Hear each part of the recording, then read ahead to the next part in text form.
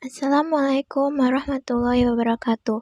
Selamat datang di Koki MP, Komunitas Kajian Ilmu Manajemen Pendidikan, yang diampuh oleh Bapak Amril Muhammad selaku dosen Manajemen Pendidikan Universitas Negeri Jakarta. Perkenalkan, nama saya Farah Kamila dengan NIM 1103620066 dari MP 2020B. Pada video ini, saya akan menjelaskan tentang motivasi dan pembelajaran. Selamat menyaksikan. Motivasi jelas sangat diperlukan dalam pembelajaran. Motivasi yang tinggi pada peserta didik dalam mengikuti pembelajaran akan melahirkan aktivitas belajar yang optimal.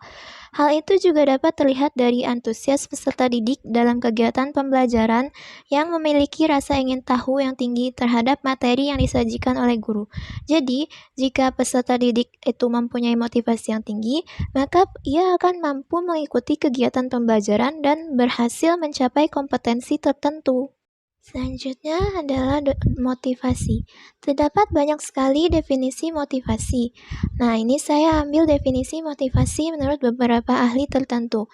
Yang pertama ada menurut McDonald. Motivasi adalah perubahan energi dalam diri seseorang yang ditandai dengan timbulnya perasaan dan reaksi untuk mencapai tujuan. Lalu yang kedua ada menurut Thomas L. Good dan Jer B. Brapi.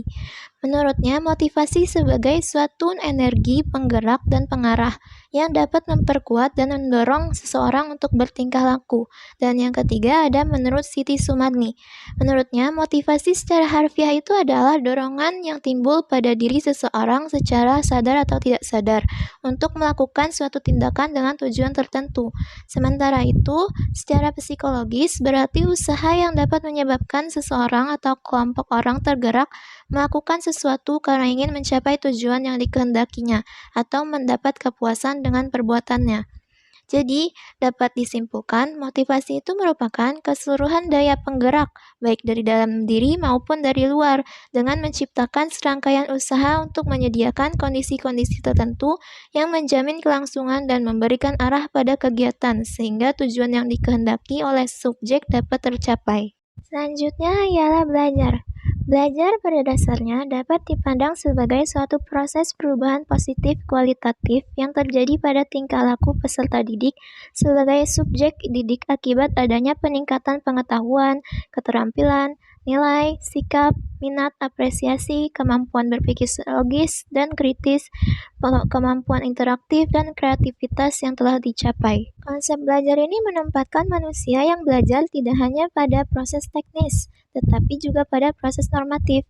Hal ini amat penting agar perkembangan kepribadian dan kemampuan peserta didik terjadi secara optimal. Selanjutnya, pembelajaran.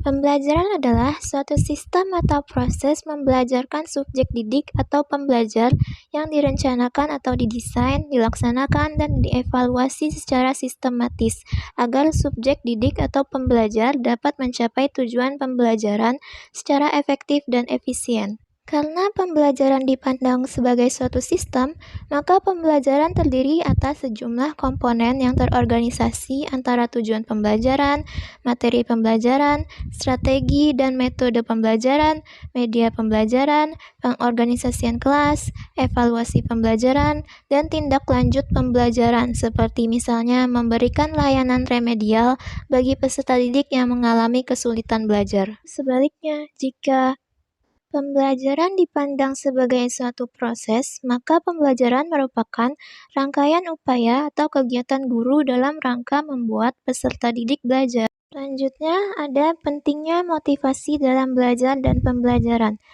Ya, dalam kegiatan pembelajaran, khususnya guru dan peserta didik akan dapat bekerja maksimal bila ada sesuatu yang mendorong mereka untuk melakukan hal tersebut, yaitu motivasi.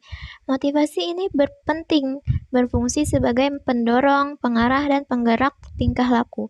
Motivasi mempunyai nilai dalam menentukan keberhasilan, demokratisasi pendidikan, membina kreativitas dan imajinasi guru, pembinaan disiplin kelas, dan menentukan efektivitas belajar. Oleh karena itu, motivasi merupakan prinsip yang harus dikembangkan supaya kegiatan belajar dapat terjadi secara efektif. Sekian presentasi dari saya. Terima kasih. Wassalamualaikum warahmatullahi wabarakatuh.